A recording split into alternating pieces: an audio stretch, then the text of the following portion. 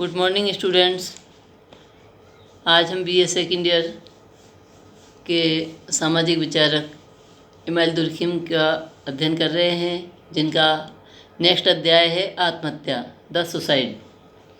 आत्महत्या के ऊपर इन्होंने जो पुस्तक लिखी है फ्रेंच में, वह है ली सुसाइड। ये इनकी तीसरी विश्वविख्यात कृति है। दुर्खिम के मतानुसार आत्महत्या की वैज्ञानिक एवं वास्तविक व्याख्या व्यक्तिगत जैविक कारणों के आधार पर नहीं की जा सकती, जैसे वंशानुक्रमण, निर्धनता, प्रेम में असफलता, निराशा, मानसिक कारण आदि के आधार पर नहीं किया जा सकता। क्योंकि आत्महत्या एक सामाजिक घटना है, इसलिए इसके कारकों तत्वों की खोज भी समाज में ही करनी चाहिए। दुर्खिम के मतानुसार मनुष्य से अधिक शक्तिशाली शक्ति जो स्वयं मनुष्य के लिए उपयोगी और लाभदायक है और नैतिक आधार पर मनुष्य को अनुशासित भी करती है, वह शक्ति केवल समाज है। समाज व्यक्ति का प्रेरणा स्रोत है। अतः जब कोई व्यक्ति आत्महत्या करने के लिए विवश होता है तो उस समय भी समाज ही दुखी व्यक्ति की चेतना में उपस्थित रहता है।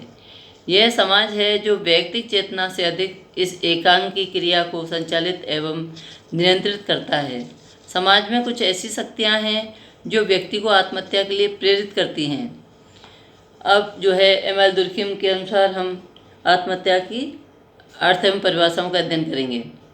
इमाइल दुर्खिम ने आत्महत्या का अर्थ बताया है कि आत्महत्या शब्द मृत्यु की उन समस्त घटनाओं के लिए प्रयुक्त किया जाता है जो स्वयं मरने वालों की सकारात्मक और नकारात्मक क्रिया का प्रत्यक्ष या अप्रत्यक्ष परिणाम होती हैं, जिसके भावी परिणाम को वह अर्थात मरने वाला व्यक्ति जानता है।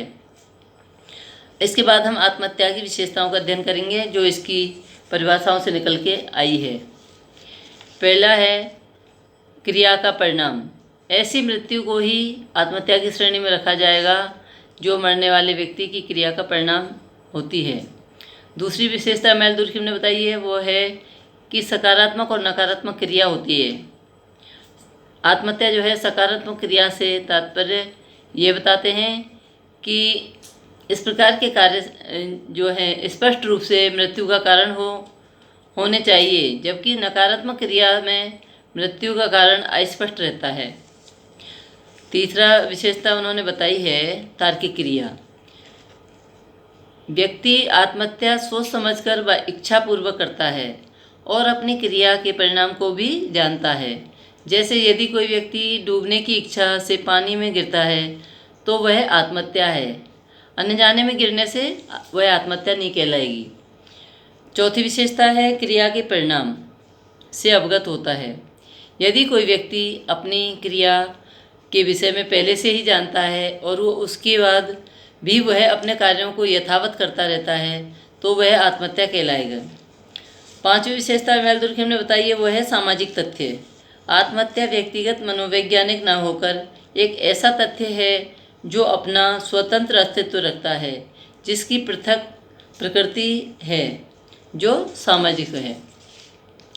इस प्रकार हम जो है इमाइल दुर्खिम के अनुसार आत्महत्या का अध्ययन करेंगे जो उन्होंने 3 प्रकार की बताई हैं। प्रथम प्रकार है अहमवादी आत्महत्या, दूसरी है परार्थवादी आत्महत्या और चौथी है आदर्शहीन।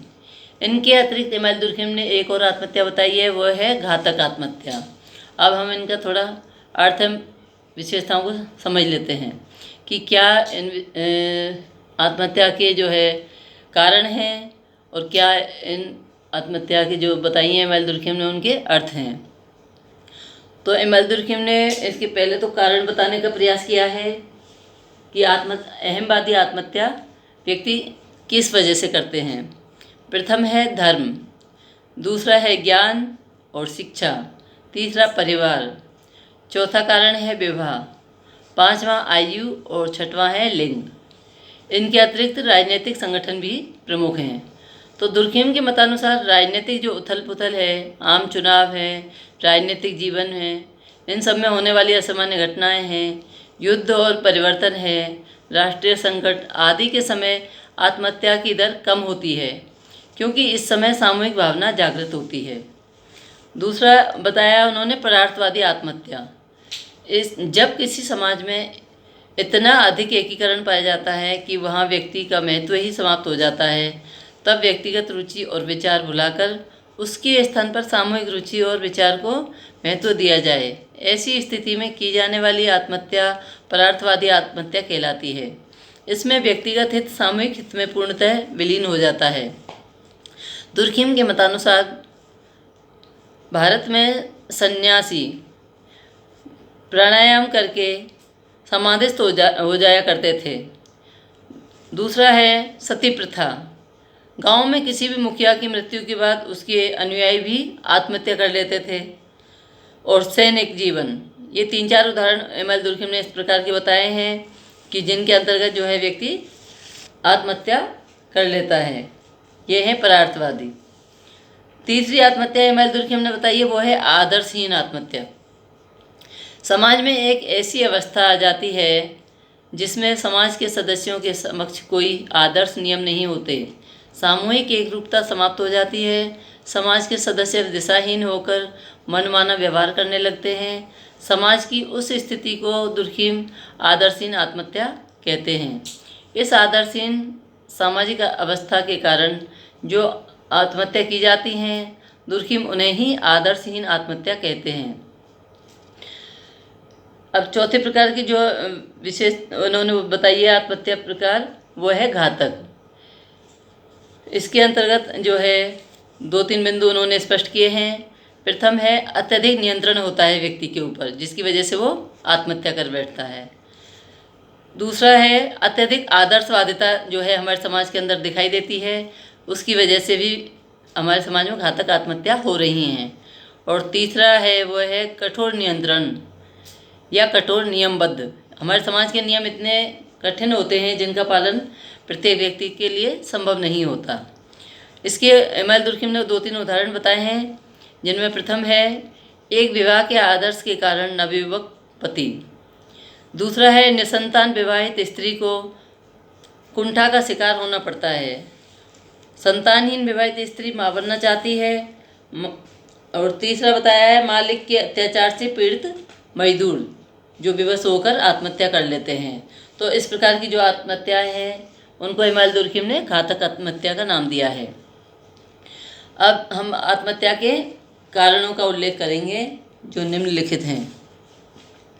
प्रथम प्रकार का है वो है असामाजिक कारण बताए हैं इन्होंने, जिनमें 2 प्रमुख हैं, मनोवैज्ञानिक कारक और दूसरा है प्राकृतिक कारक या अभौतिक दशाएं।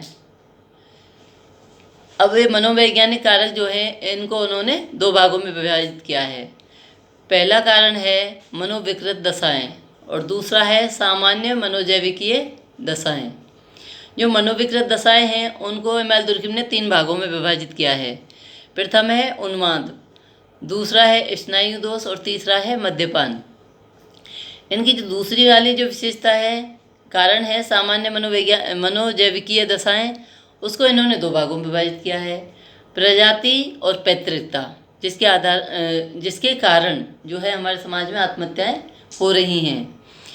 अब ये जो उन्माद वाली जो आत्महत्या का कारण बताया है उसके अंतर्गत एम.एल. दुर्खिम ने 4 भागों में विभाजित किया है। पहला है उन्मत्त आत्महत्या, दूसरे प्रकार क्या है अवसादपूर्ण आत्महत्या और तीसरे प्रकार की है सम्मोहित आत्महत्या और चौथी वाली जो बताइए वो है आवेगपूर्ण आत्महत्या, जिसके अंतर्गत व्यक्ति आवेग में आकर आत्महत्या कर लेते हैं। इस प्रकार एम.एल. दुर्खिम ने आत्महत्या के असामाजिक कारक बताए हैं, जिनको 2 भागों में उन्होंने विभाजित कर दिया था, जो आपको समझ में आ गए होंगे।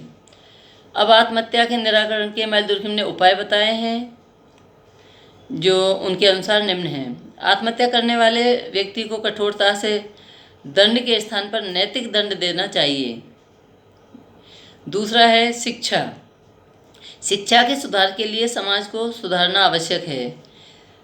तीसरा उन्होंने बताया है कि तलाक की छूट बंद करने का सुझाव दिया है।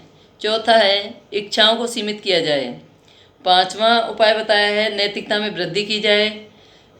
नेक्स्ट है शिक्षा का प्रचार प्रसार किया जाए और इसके बाद अंतिम उपाय उन्होंने बताया कि नई व्याधिकीय परिस्थितियों को बढ़ाना चाहिए। इसकी वजह से जो है हमारे समाज में आत्महत्या का जो है निराकरण किया जा सके।